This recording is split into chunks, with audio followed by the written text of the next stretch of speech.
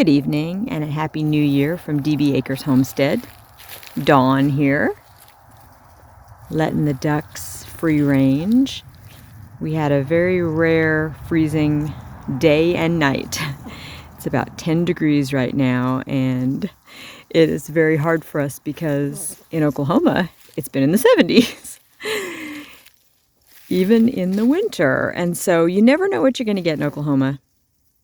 It's kind of a mixed bag, but we generally do not have very harsh winters. So we had to be prepared. We had to have all the hay stacked up real high in everybody's beds, and we had to make sure we had the window on the chicken coop and the nesting boxes closed, and gave everybody extra corn and feed, and want everybody to be as warm as possible. And then, of course, dump out the big water containers and have small water containers ready that won't freeze. So try to be as prepared as possible. But the main reason I wanted to do this video was to show you this little lady right here. This is Buffy. And if you don't follow me on Instagram, you may not know about Buffy. She's our rescue duck that we got from the town where I grew up. There was a pond there where they had a lot of ducks that are not just your migratory ducks. There was pecans and cayugas and Indian runners, and we just fell in love with this little girl.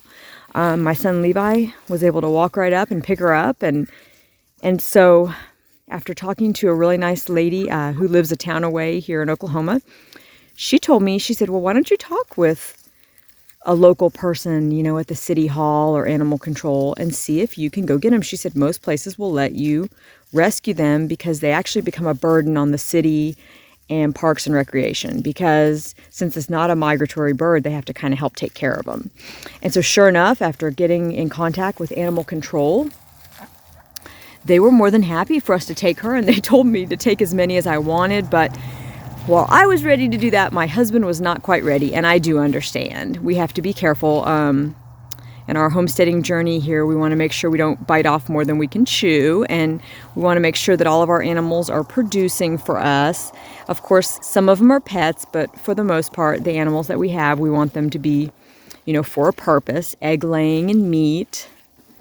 So, but of course, Indian runners, they lay a good amount of eggs, and we just fell in love with her. We couldn't say no. And so long story short, we try to do a quarantine process with new animals that are not, you know, little babies that we get from a hatchery, and even those should be quarantined. But she was just miserable. She did not want to be quarantined.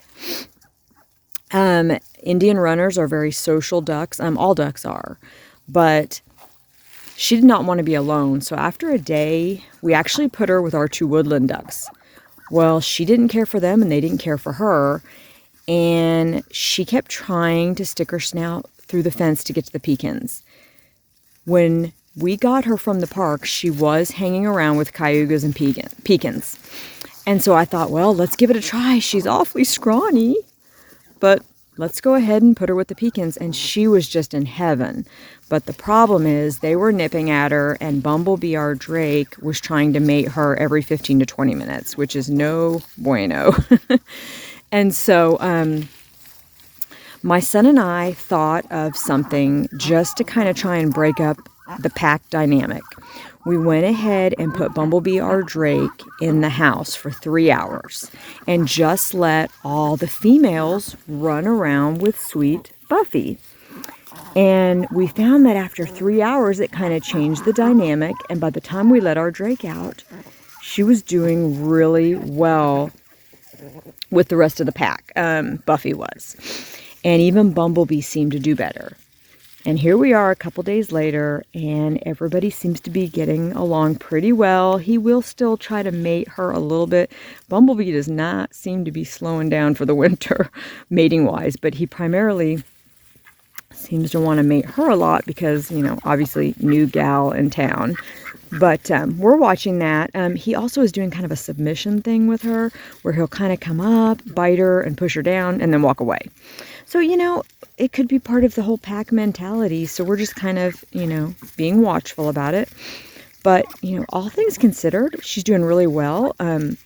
We have the duck house right now split off. I'll show that to you. So my husband had made this divider back when we very first got our 5 girls to go with Bumblebee so that they could get to know each other slowly. And so we put Buffy on this side and we put the 5 girls and Bumblebee on this side right now. And that way they're very slowly getting to know each other at bedtime. I just do not want to rush the whole bedtime thing because we could be inside sleeping and they could all be ganging up on her. We certainly don't want that. So for now, this is working out really good. Look at all of our babies. They don't know what to think about all this cold.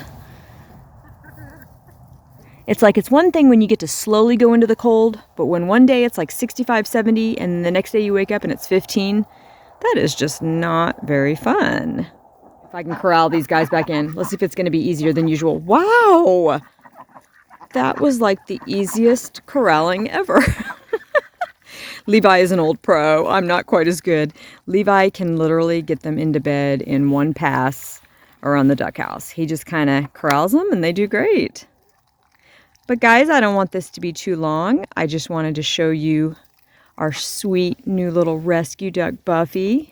I want to try and get closer to her, but as much as she doesn't seem to mind human contact, now that I've got her with the pack, she doesn't seem to want to be picked up much anymore. One thing I wanted to add was bringing her home from that city park.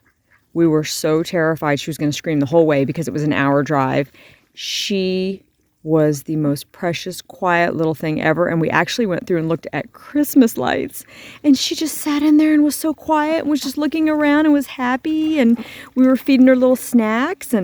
But just about the sweetest, most chill duck ever. She's a sweetheart. Oh, see, now we got a little bit of chastisement going on there. But she's kind of standing up for herself. She'll give a little hiss here and there, and I'm real proud of her. But she also knows her limitations, and she knows when to pull back. So, okay, it looks like he's going to chase her. Let's see. A couple of the girls have been catty with her, and, they've nipped. But, this is a pack, and they're letting her know her place. But, well, I hope everybody had a safe and happy New Year. I hope 2022 is just a very blessed and happy year for you on your homestead and wherever you are in your little corner of the world. I thank God for each one of you who has subscribed and who comments and encourages us. Thank you guys. We have really enjoyed having our channel. It's been much more of a blessing than I could have ever expected. And we will see you guys very, very soon. Bye. I want to make some shout outs to some homesteaders I really enjoy, a few of which have given me their farm stickers. So let's get right into it. Morris Patch Heaven Homestead, a homestead family in Missouri. They have 11 children, they homeschool, and they live on 3 acres. They love the Lord, gardening, raising animals, and they love making homemade recipes.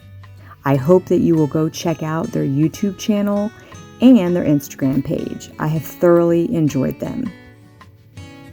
We have shared with y'all Gardening with Goody before, but I'm going to share them again because they sent me their farm sticker, and I've really gotten to know the Goodson family, and they are awesome people. I love their Instagram page and their YouTube, and y'all will too.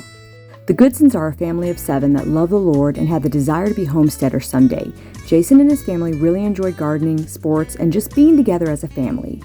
Jason will always tell you his channel is not just about gardening, it is about life, because he's telling you about their life and their journey with Christ. Y'all go and check them out. A Quail's Life, the original. They have an Instagram page and a YouTube channel, and I've enjoyed watching their quail. If you get on their page, it's a sneak peek into the world of domesticated Coturnix quail. This channel also offers informative videos on wildlife, the environment, and conservation efforts. And you'll really love all their pictures on Instagram too. I know I have. Blue Collar Homestead. They're on Instagram and have a YouTube channel as well. This family has a half-acre homestead. They raise Nigerian dwarf goats, chicken for meat and eggs, and occasionally turkeys. They love to garden and have a greenhouse that they said they like to experiment in. Ooh, I'd like to know more about that. They have been canning and freeze-drying foods as well, and they seem to really just enjoy their homestead. Y'all go check them out. I know we've enjoyed them.